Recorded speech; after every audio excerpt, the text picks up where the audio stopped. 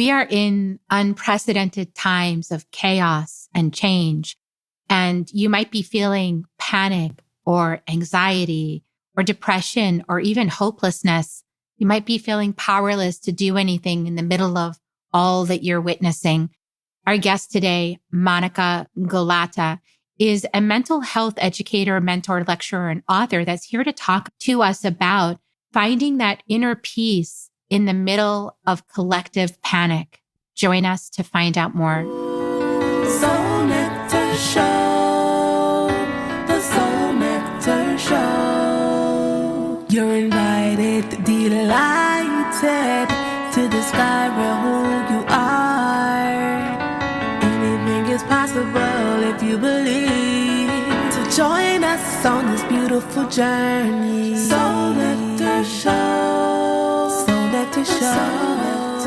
Well, hello and welcome to another episode of Soul Nectar Show, that show where we talk about all things essence, where we gather around the campfire and we share our stories of connection to that which is greater than us, the big mystery beyond the veil, to those synchronistic moments that lead us inexorably to a deeper understanding of ourselves. I'm your host, Carrie Hummingbird, and I love having these conversations week after week. And today, such a special opportunity today to acknowledge the shadow, the collective shadow that we're all experiencing that could be giving you a feeling of urgency or panic, anxiety, and maybe even some depression or feeling of hopelessness. Like, what could we even do about all of this going on? And when I say that, you might meet me in a different space depending on your frame of reference, depending on your belief system, depending on what you think is true.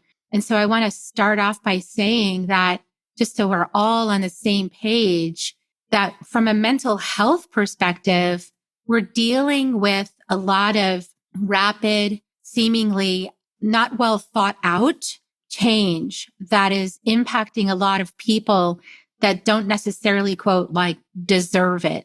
Okay. So there's a lot of feeling of unfairness, a lot of people being released from their federal jobs, a lot of people being released from their Park Service jobs or just other places in the government, and a lot of laws and things being attempted or rulings being attempted that really erode the fabric of public trust in our governmental systems. And I'll just say that what I experienced this weekend was I actually went to a gun range because my husband, he's a martial artist and he also is familiar with guns and works with them for most of his life so far. And he's been urging me for like about 9 years to learn how to use one. And I thought, well, okay, it's his birthday. I'll go ahead and go with him and I'll fire one of these things. And by the way, I hit the bullseye many times. So I'm quite good at it. And I didn't know I was that good at it. It's not something I really want to be good at, but maybe that is something that we need to all consider right now. Because when I was there, what I saw was a lot of women and their husbands teaching them how to use weapons. Now, why would there be so many women with their husbands and just there with their friends trying to learn how to defend themselves? And I think it points directly to when you have rapid change that doesn't seem to be coming from any kind of measured, ordered method of bringing about that change, where it's just like literally like a shotgun blast across the entire government, across the entire culture. It feels unsettling. It erodes your trust that these government institutions are going to be there for you, are going to protect you. And then if you don't feel that you can trust the government, if you don't feel that you can trust your neighbor, then the next thing is you're going to be looking for self-defense. So I think that's where a lot of people's mindsets are turning to now. And it's something that we really should talk about today, which is why I brought on my friend, Monica Gullotta, who is a mental health educator, a mentor, lecturer, and an author. In 1999, she actually founded and facilitated the Upstate Group for Panic, Anxiety, and Depression, where she provided educational group meetings for 16 consecutive years. 2008, she received an award presented by Mental Health Association in Onondaga County and was honored for innovative work that gives people suffering from panic, anxiety, and depression the support and knowledge needed to help themselves. And in 2009, she founded the Ray of Hope Wellness Center, where she provided one-on-one mentoring to educate individuals contending with anxiety and depression and other kind of mental health maladies. And so Monica's written a few books, 3 books, actually: Therapy Land, Rethinking Anxiety and Depression, also Conquering Shame, Surviving to Thriving. There's a lot we can learn today about standing in our power, especially from a female body or a body that's been ostracized. Could be brown skin, could be black skin, could be any number of targeted individuals that feel that target on your back from our government and from the people that are running our government right now. You might feel like nothing is safe. And, if you're not in that group and you're like, I don't feel any of that, maybe take a look at, are you Caucasian? Are you in the ruling class, in the supremacy model? Are you at the top? Are you a white female? Just asking. Because if you're not noticing any of this, it could be because you're in the sweet pocket for the people that are doing all this stuff. You wouldn't be attacked. So I'm just going to ask you to open up your eyes, open up your ears, and have a listen, because there's a lot of people that don't feel that way. There's a lot of people that feel really thrown about, tossed about on a sea right now and unsafe. And so welcome, Monica. Thank you for agreeing to come on the show. So grateful that you're here and share your wisdom with us today. Thank you so much for having me, Carrie. It means so much to me to be on your podcast today. And I hope I'm able to enlighten some of your viewers today about what's really going on in our society today. Yeah. And I'm looking forward to that part of our conversation. And just so that people can get to know you, like how you came into this wisdom, just like in a nutshell, in a few minutes, just tell us about some things about your journey so that we can understand how you came to all of this path that you have walked.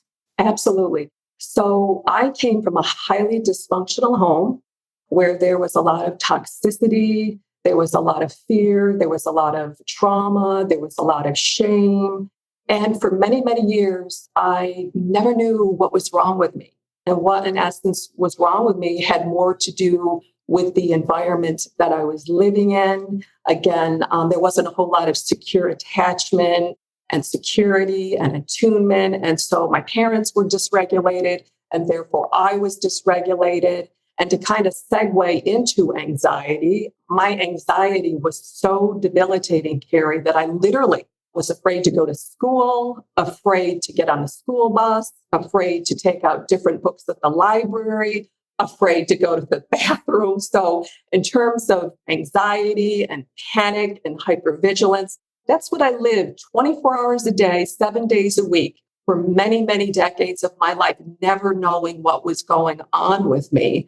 I want to just say, like, that experience that you just described, those are brown skinned immigrant people in our country right now. Absolutely. That's for everybody who's listening. That's the experience of brown skinned immigrants in this country right now. Please continue. Yes, absolutely. So there was this ongoing sense of uncertainty, fear. And because in essence, I didn't have the understanding, the tools, the techniques, the knowledge, the understanding about what in essence was driving my behavior, I was doomed.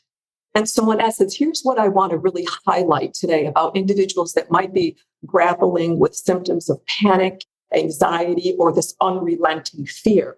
What in essence is going on inside of you is not a symptom of something pathological, but rather in essence, they're messengers.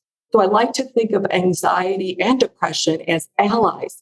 In essence, they're telling us there's something going on. We're not living in a society that's grounded and secure and stable right now. So of course you're having symptoms. So I think the most important thing for any individuals that are experiencing these symptoms is to normalize them.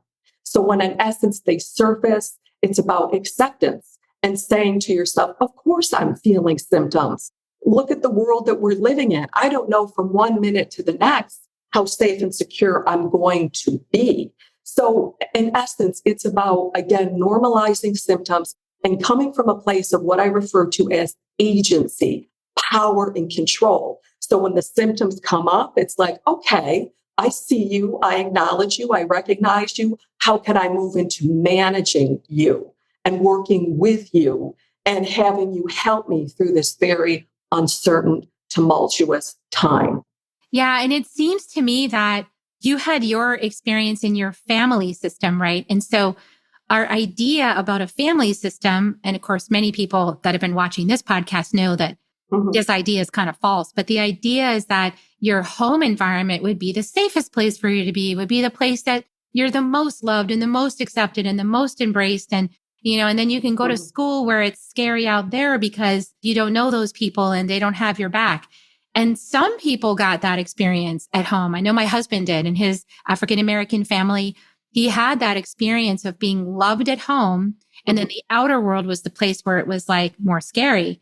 But for some of us, we didn't have that experience. We had a home life where it was dangerous at home and it was actually safer to be outside the home than it was to be in the home. I have a feeling that was your experience. That was absolutely my experience, And then for the longest time, I was very dysregulated. So when I had symptoms of anxiety and, depression or panic or fear, in my mind, I equated it with, oh my God, catastrophic thinking, something bad is going to happen to me. And I didn't have, again, the tools and techniques to, in essence, regulate myself. But that is all changed. And I have developed my own tools and techniques to help me navigate through times such as these. And Carrie, I have to say this to you and to your listeners. It's interesting because for so long, it was so opposite for me because I felt like, oh my God, I can't function. I can't cope. Ironically, during this very tumultuous time, I'm not feeling affected because again, I'm drawing from that sense of agency, that power, that control that comes from within me. And just drawing from that, I'm not getting caught up in all of the external chaos and confusion and the turbulence going on in the world. And that's what I really want to emphasize to your listeners. Again, there's nothing wrong with you for being symptomatic. Again, a symptom and a sign of what's going on in our society. Yeah. And I think that is a really valid point that where we put our sense of safety is all of a sudden not there, right? So maybe some people had placed a sense of safety in the government because for a long time, the government has actually been, for most people, a good advocate, right? And whatever you might say and criticize the government, for a long time, we've been able to pretty much focus on our own lives without having to focus on the government. We haven't had to pay too much attention to what, is going on because it's just been there and it's been steady. But now we have this like upheaval of the government, right? So that idea that this external entity called government would provide for your basic needs, which is a social contract, is actually being broken now by the attack on Medicare and Medicaid and Social Security and things like that. That social contract that says we'll have your back when you're not able to provide for yourself, our society will provide for you, is being challenged right now. I wouldn't say it's been broken yet, but there's people who would like to break that. And so it's kind of interesting that this, shamanic medicine, shamanic teachings say that every single thing is medicine. And so when things are happening out in your life or in your environment or in your body, they tend not to label things as bad or toxic. They tend to just say that's medicine. And so do you want that medicine? Probably not. But is it there for you? Yes.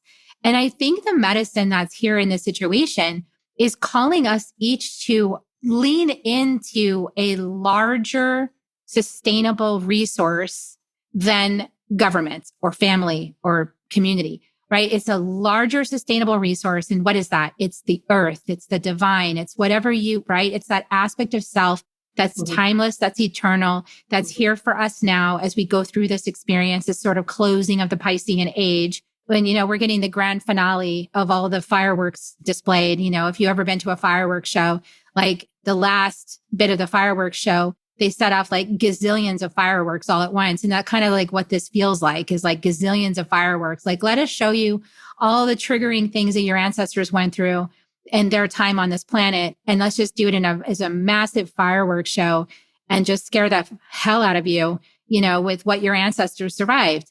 And the rearing of the ugly head, I feel like that is here for us to help us to sort of like another reference in the movie Harrison Ford was in with the, he was Indiana Jones and they had the, I can't remember which one it was, but they had the box with all the sacred living stuff and the Nazis had it and they were getting it away from the Nazis, right? And Harrison Ford, he was tied to the pole with his gal and he's like, don't look at anything coming out of the box. They're going to open it and it's going to melt your face off. And like Mhm. they closed their eyes and they wouldn't look at it. And it literally melted the face off of the guy who opened it and looked at it. So I feel like we're in this like moment, maybe Pandora's box kind of moment, right? Of like, yeah, there's a lot of things that could completely stress you out. And you can't just be an ostrich with your head in the sand. So what do you recommend to people? Because I have no desire to be like the good Germans that sipped tea while Jewish people were being rounded up and put in concentration camps. Like, no way, no how am I going to be that person. Also, I don't want to be so immersed in all the details and the terrible things and the atrocities and just the things that make you have sacred rage. I don't want to be so immersed in that I can't live my life too. So what's your recommendation for people that might be straddling the same question? Okay. So first and foremost, what I typically do and what I would suggest is I do what's referred to as news fasting. And news fasting, and I also share that with my clients as well. So when one is starting to feel so symptomatic or affected or agitated, that's clearly an indication that one needs to disengage. So first and foremost, disconnecting from social media, hence news fasting. I might also suggest more self-care, implementing self-care, journaling, meditating, prayer, going out into nature, connecting with friends, writing, also engaging in eating healthier, relaxing more. So there's a number of things that an individual can do to kind of disconnect from the chaos that's outside in the world. And I think what I really want to emphasize is what is going on is external. Again, power and control and agency is internal. And we have so much power and control. It's at our disposal. And what we need to simply do is really exercise that.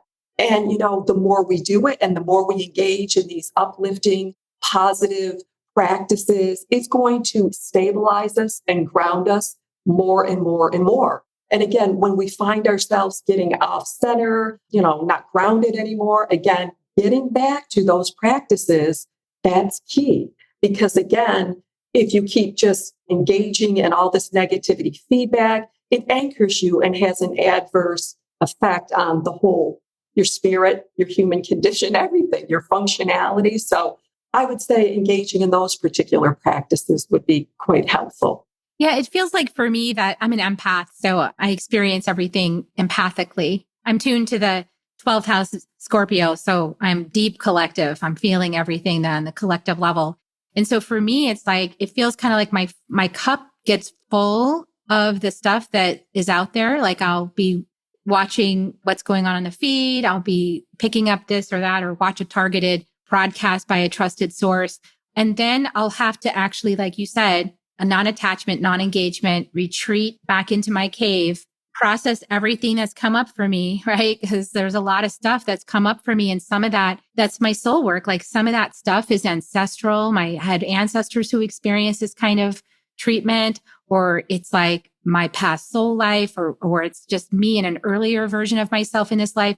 So somewhere that is getting on my field because I need to slow down, breathe, feel it, let it do its alchemy work, right? Like let it transmute, alchemize inside of me until I feel clear again and grounded again and present again. And for me, that process of going to collect and then coming back in the cave and processing, it helps me to shore up, like reclaim lost pieces of myself back inside, right? And kind of like if there were any holes in the bucket, like plug up those holes in my bucket. Plugging up, like I'm not thrown out by that. I'm not thrown out by this. And actually firing the gun was one of those things for me because I've had such a repulsion towards weaponry. I've had such a repulsion. I must have done some horrible things in another life is all I can think.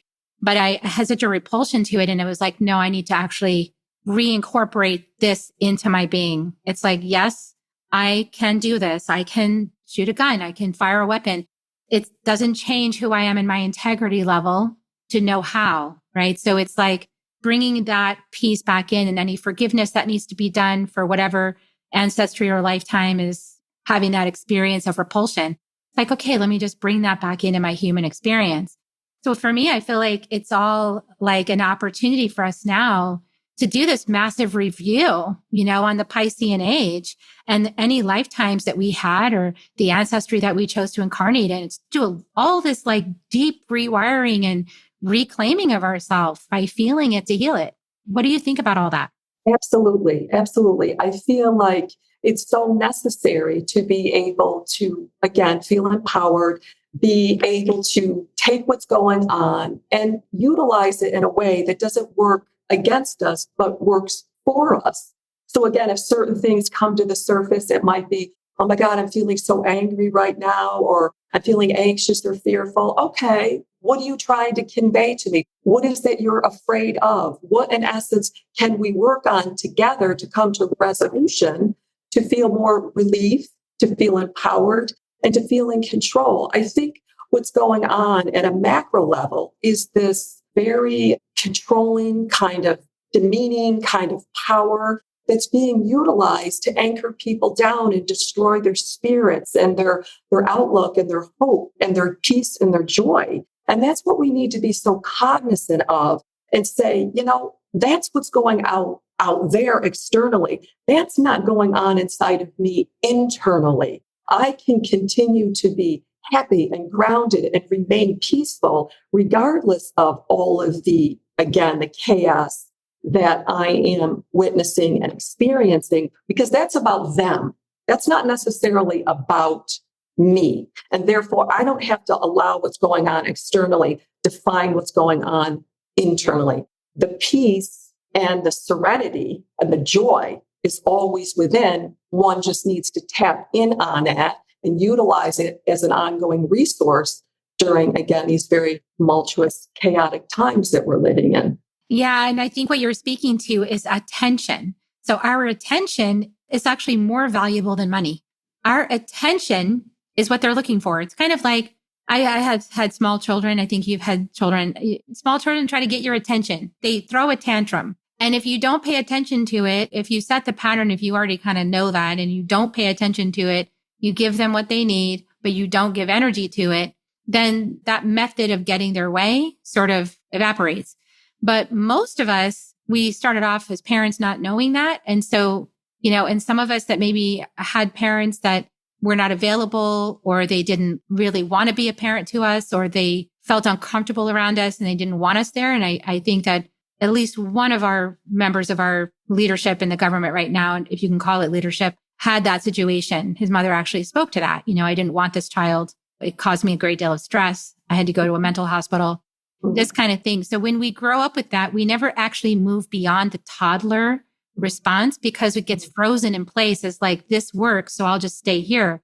And we never have to evolve ourselves past toddler tantrums in order to get our way.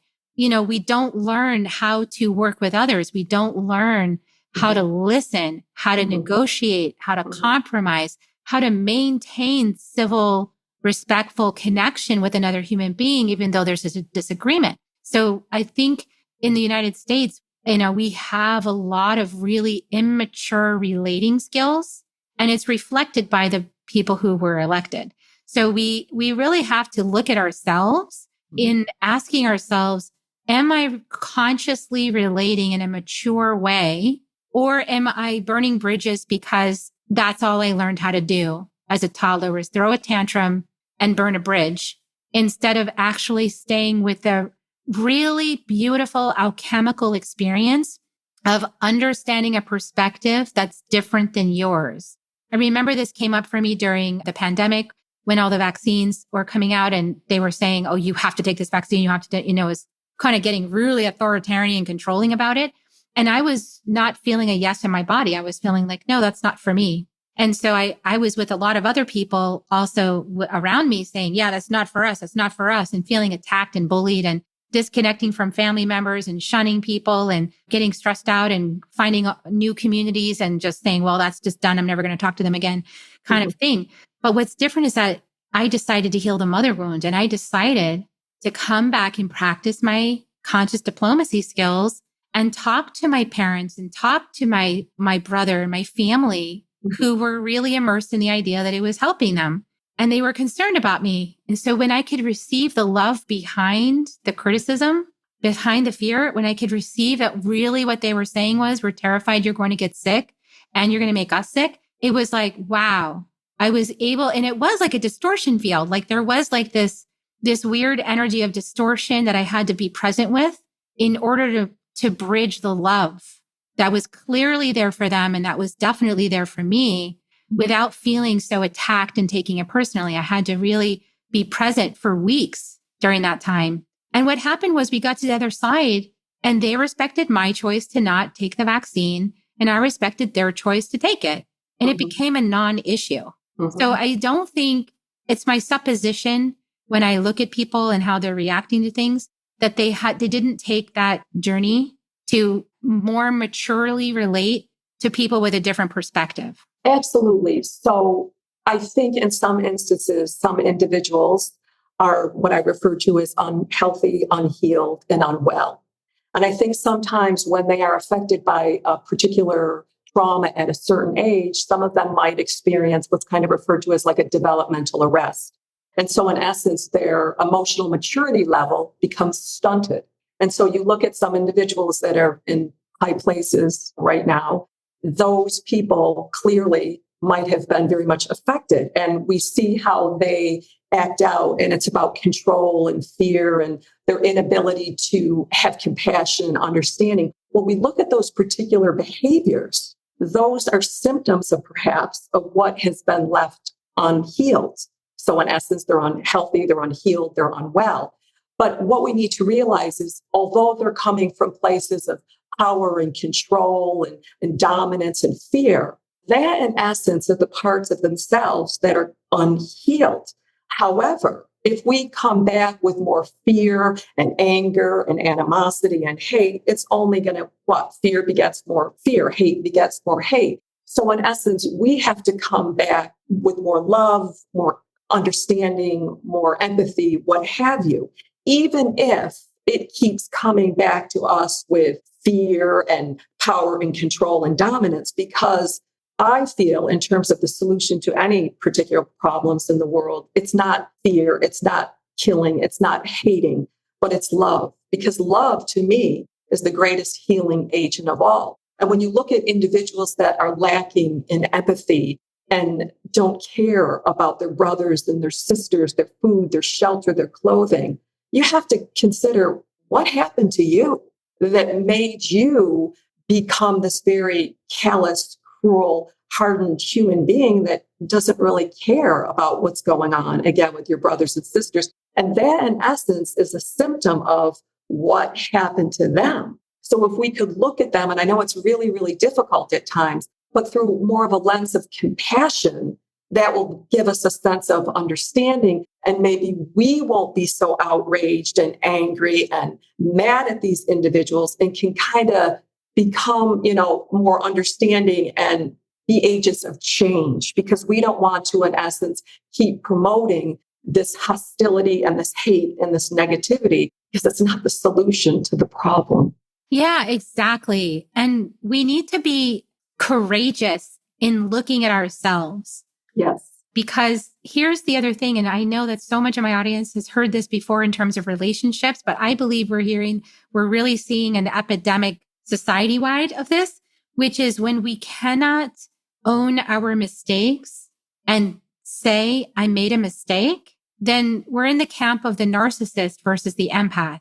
I really don't like labels, but I have to bring it in again because I really want people to see. Like we've talked about this, how often in terms of relationships, so many people teaching, spiritual teachers teaching about this empath narcissist relationship, right? And so when you're in the narcissist part, it's because you're not able to heal that wounded place within you. You're not willing to see the full impact of your actions, the ripple effect of your actions on others. You're not willing to admit mistake. And when you're not willing to do that, you're not going to heal. You're just going to cause more harm by sort of steeling yourself against feeling it or by retreating to your mind instead of being in your heart. This is how, because I've put a lot of thought into this, like how did all of these spiritual people get aligned with all of these religious indoctrinated people in the fundamentalist Christian space, get aligned with people who I see, if I would, I've heard many people say, classify them as narcissistic sociopaths, like malignant narcissist sociopathic leaders. Like, how did all of these people get aligned in the same space together? It's been perplexing for me, but it finally dropped in the other day is that what they share in common is unhealed wounds. They share in common they have not addressed the deep wounds within and have gotten instead reactive against something, like reactive against the people they perceive were persecuting them for the vaccine. Now they've switched positions from victim to persecutor, and now they want to persecute everyone who persecuted them. So there's like this strange, like, I'm going to get you back thing, which is a really young child response to working out differences. Mhm. It's not a mature response. Definitely not. Definitely not. And I think in some instances, people are very vulnerable. People in politics may perhaps tell people at times what they want to hear. And this idea of feeling empowered and feeling like you're going to make something better or great again. And then they're so enthusiastic because they feel like, oh, we're going to be a part of this. But then in essence, when they see, oh my goodness, what we believed for, what we believed in, that suddenly isn't happening. So I think in some instances, I think for the most part, people are fundamentally good. I think some people can be indoctrinated. I think people can be brainwashed by systems and they can be influenced in bad ways. But I think overall, that's what happens to a lot of people. And then they don't realize, oh my goodness, we've been manipulated, or in essence, we've been taken advantage of. And when you look at individuals that are grappling with, let's say with malignant narcissism, they will do anything to maintain their persona, their image. They don't want to be exposed. They don't want to be revealed. So they will do anything that it takes to protect that identity that they're projecting to the world. But inside, all that they're projecting, in essence, is what they're feeling, their inadequacies that they are, again, projecting outwardly, to people of different nationalities and races and so on and so forth. It's not about those individuals. It's about, again, their unhealed wounds. But going back to individuals and what's taking place in society in terms of them being manipulated, so to speak. And I think in a lot of respects that is happening. And it's unfortunate because when push comes to shove, suddenly it's like, okay, there's not social welfare programs, this and that's being taken away. Suddenly they're going to wake up and say, hey, what's going on here? The person that we thought this individual was, they are not. Yeah. And that's that part about admitting mistakes. Exactly. And the thing with an empath is the empath usually is the first one in the relationship that goes into therapy, that admits mistakes, that seeks help, that feels so much pain that they're the first ones that go in and say, I need some help. I need help figuring this out. And then, oftentimes in those configurations, the person that's more narcissistic, that has a harder time admitting fault, is the one that gets, clings to their beliefs and their ideologies and gets more and more regimented and less willing to listen. And unfortunately, I'm seeing that a lot, even in the spiritual community. And that makes me sad because I feel like we have the tools. We have the wisdom from our own journeys. We have the insight about shadow work. We have the knowing that we need to heal from within. And so I really hope and pray that we at least can move ourselves out of this matrix by admitting some mistakes and moving towards the other perspectives to listen, to see, to understand, to expand our own perceptions, and to join together. And that is my prayer. I hope that we can do that. And I want to talk a few minutes about another thing that could get in the way of that, which is a really uncomfortable feeling in the body, especially in a woman's body, that feeling of shame, right? Because when we admit the harm that we have caused inadvertently from having really strident perspectives and beliefs and enforcing it on others, we as an empathic, caring, spiritual being might feel ashamed of ourselves. We might feel some shame. And shame is a really hard thing to feel. But tell us, what are some of the benefits of actually facing that shame and feeling that shame? Wow. So having dealt with toxic shame my entire life, first of all, I didn't even know that I had it. And then coming to terms with the shame, obviously I came to this place of full liberation. And for me, what that was, well, I can talk about whatever I'm experiencing and not feeling like I'm inadequate or that there's something wrong with me.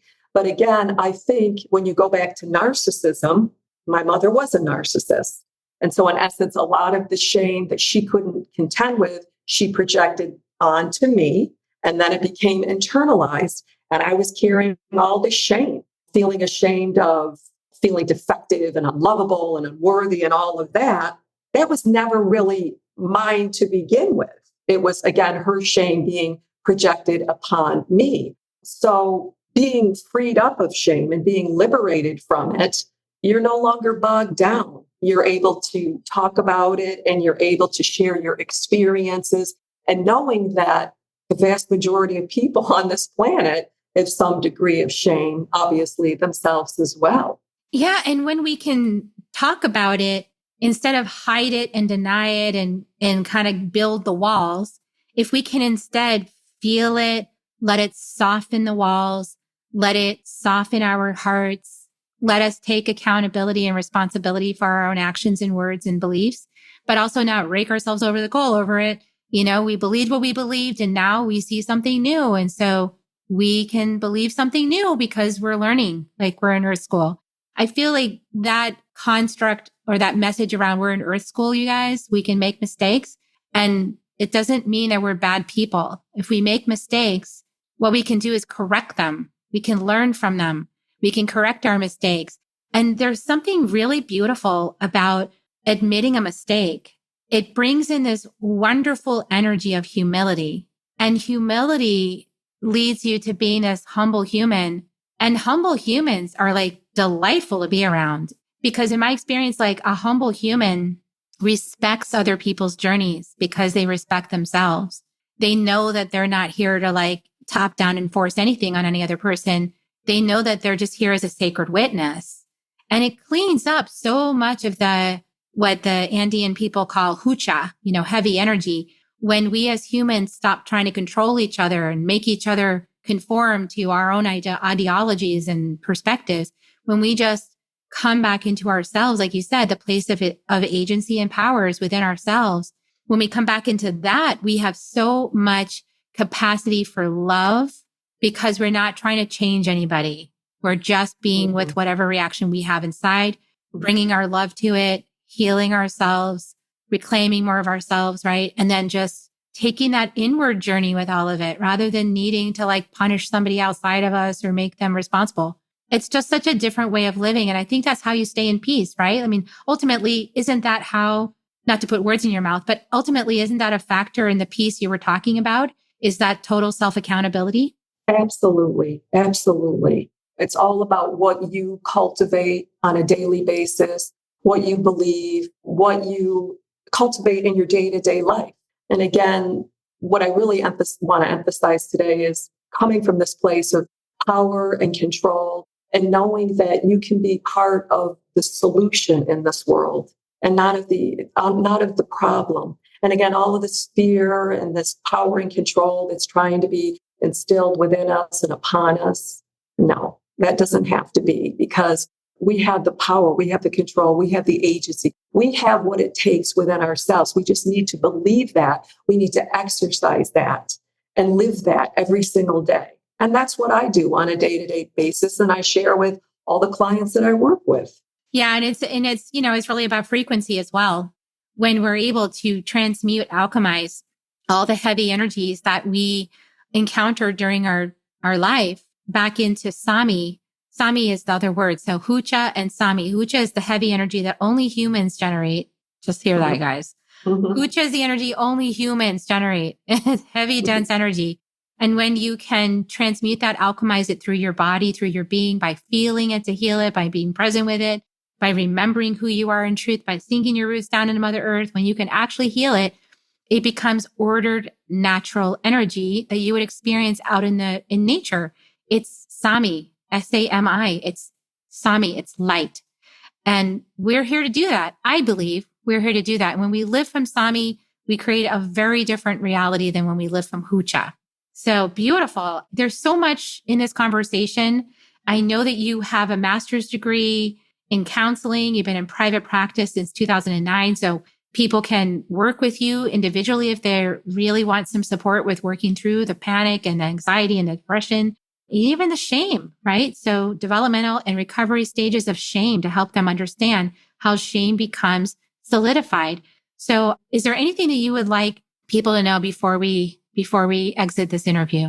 Well, in regards to, again, anxiety, depression, panic, shame, whatever they might be grappling with, when they do, in fact, experience it, welcome it. It's not about something being wrong with you.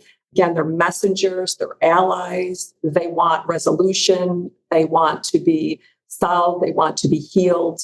And again, embrace that, accept it, recognize it, and then move into managing symptoms and improving the overall quality of your life. I think that that's paramount. We want to live in a state of peace, and we want to live in a state of joy, and to know that we can have that and we can exercise that, and it's within us. And so not to give up and not to pathologize symptoms. It's part of the human condition. We're all struggling right now, and we just need to normalize our experiences. Absolutely. Beautiful.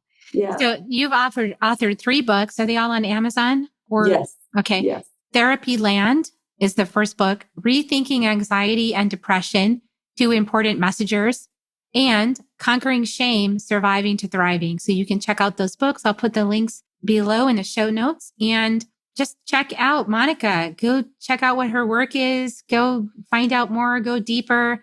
I'll encourage you to do that. And in the meantime, share this episode out with anybody that you think needs it.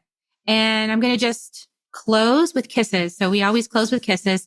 And I just really invite everyone to take a nice deep breath, receiving the love of this episode, the messages, the love. And here come your kisses. We'll see you next time on Soul Nectar Show, everyone. Bye for now. If you found even one gold nugget in this episode of Soul Nectar Show, will you do us a favor? Will you subscribe, like, and share this episode? Maybe even write a comment and let us know what you thought about it. We really, really want to engage with you at a much deeper level. Let's be part of community together. Have a great week, everyone. Bye for now. To dive in deeper to nourishing conversation, visit soulnectar.show. Soul Nectar Show. Awaken the show. Take a sip from the drip of nectar from the source of